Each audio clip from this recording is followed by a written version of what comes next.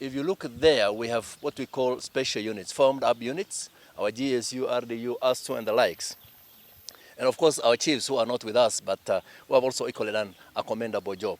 You remember we were here on 8th of this month, that was last week on Wednesday, with our CS, Dr. Fred Matiangi, and the CS made a promise to the residents of Kerio Valley, the three counties particularly of Elgeyo Marakwet, West Pokot, and Baringo.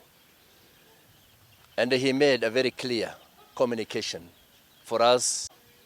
He gave an ultimatum of 3 weeks, 21 days, to make sure that we recover all illegal arms and ammunition in the wrong hands. That has been our task. And he directed that I, as the regional commissioner, and with my colleagues here, including the team from our headquarters, from the National Police Service, and the entire Ministry of Interior and Coordination of National Government, to be here weekly, so that we update residents of this belt and Kenyans at large the success stories we are making. I want to confirm, since last week, we have been able to recover 21 firearms and 13 rounds of assorted ammunition. We have equally done what we call profiling.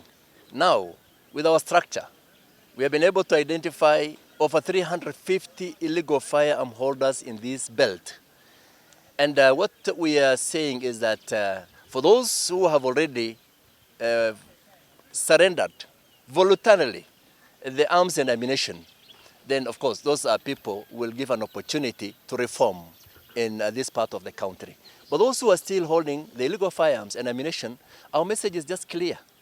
Don't wait for us to come to you, to come for you, because that is where we're headed.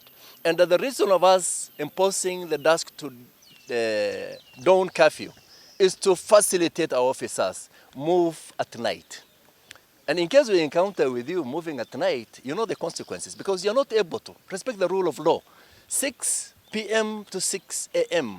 Those are very clear instructions, and that is the law for this part of the country now. So that's what we have done. The curfew has really assisted and facilitated our officers to do their part of work.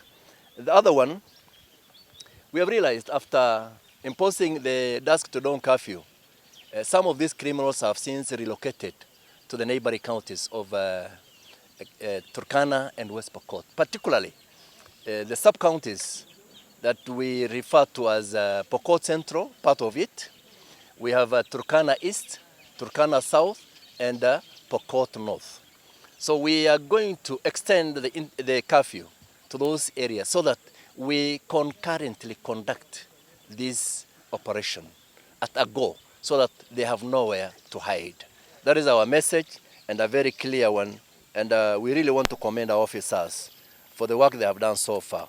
But it is too early to celebrate because we must get those 350 plus illegal arms in the wrong hands. That is another message that we delivered to our teams last week here, is to make sure that we do what we call a sector deployment.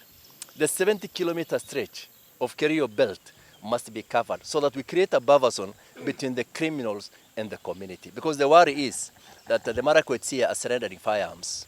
Okay, the Pokot in West Pokot are also equally giving out firearms. I'm happy also, Baringo have started now giving out those illegal firearms. But the Kenyans are asking, particularly the residents of this belt, we surrender the firearms, what follows? We want to assure them, as a government, we are going to make sure we sustain that peace. And all they need to do, leave the rest to the government, surrender those illegal arms and ammunition. During the curfew for the last 1 week, we have arrested over 100 people who have been who have disobeyed the curfew orders. They have been arrested and they are due to appear in court. We have impounded 13 vehicles and 14 motorcycles. And the operation will be sustained. Yeah, our target to achieve surrender of those illegal firearms or recovery is 21 days. But the curfew is extended all the way to 1 month, since 7th of June, all the way to first week of July. Apparently, the county that leads in terms of recovery is Elgeyo Marakwet so far. I think they have recovered close to over 10 AK and G3 rifles.